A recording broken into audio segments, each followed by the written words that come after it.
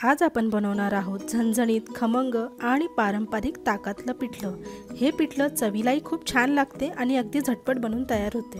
हे ताकातलं पिठलं मी कसं बनवणार आहे त्यासाठी तुम्ही हा व्हिडिओ शेवटपर्यंत नक्की बघा आणि जर तुम्ही चॅनलवर नवीन असाल तर माझ्या चॅनलला सबस्क्राइब करायला अजिबात विसरू नका। नमस्कार, मी रुपाली तुमचे स्वागत करते आहे रुपालीज किचन रेसिपीमध्ये। सर्वात आधी मी इथे बोलमध्ये 1 वाटी बेसन पीठ घेतलं आहे। 1 वाटीसाठी मी इथे 1 वाटी ताक घेतला आहे। ताक हे खूप आंबट नाही घ्यायचं आहे आपल्याला, थोडं मिक्स करून घेऊया आपण याला। हे इतकं घट्ट नाही ठेवायचं आपल्याला। याच्यामध्ये मी 3 वाटी पाणी घालणार आहे आणि असा पातळसा घोळ तयार करायचा आहे आपल्याला बेसन पिठाचा।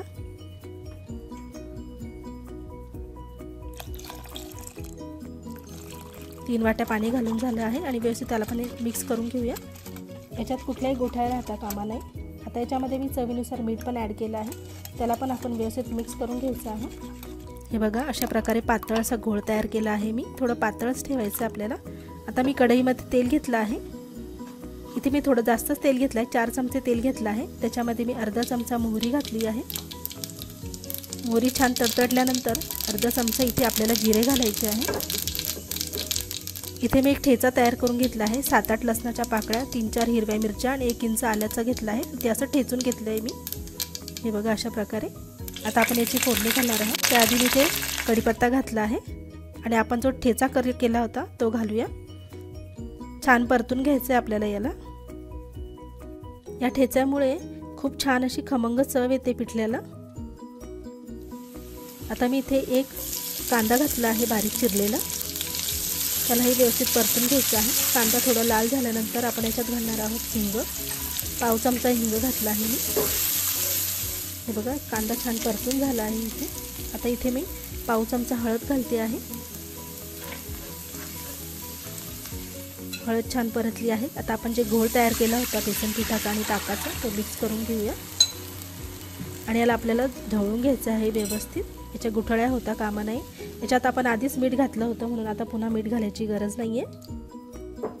पण याला असं सतत ढवळत राहिल्याने याच्या गुठळ्या होत नाही।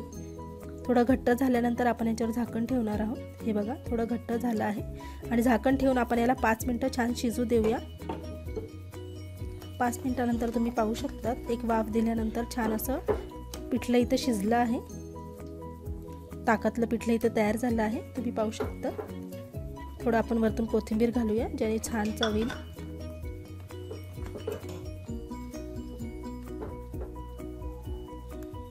सर्व करून घेऊया। याला तुम्ही भाकरीसोबत, चपातीसोबत, भातासोबत कशासोबतही खाऊ शकतात आणि खूप छान चव येते याची। ताकातलं पिठलं नेहमीच्या पिठल्यापेक्षा अगदी वेगळं पिठलं आहे हे। तुम्हीही पारंपरिक पदार्थ घरी नक्की एकदा ट्राय करा आणि तुम्हाला ही रेसिपी कशी वाटली आहे तुम्ही कमेंट करून नक्की सांगा। व्हिडिओला लाईक करा, शेअर करा आणि जर तुम्ही चॅनलवर नवीन असाल तर प्लीज माझ्या चॅनलला सबस्क्राइब करायला अजिबात विसरू नका। अशाच पारंपरिक आणि चविष्ट रेसिपी पाहण्यासाठी पुन्हा एकदा भेटूया। तोपर्यंत धन्यवाद।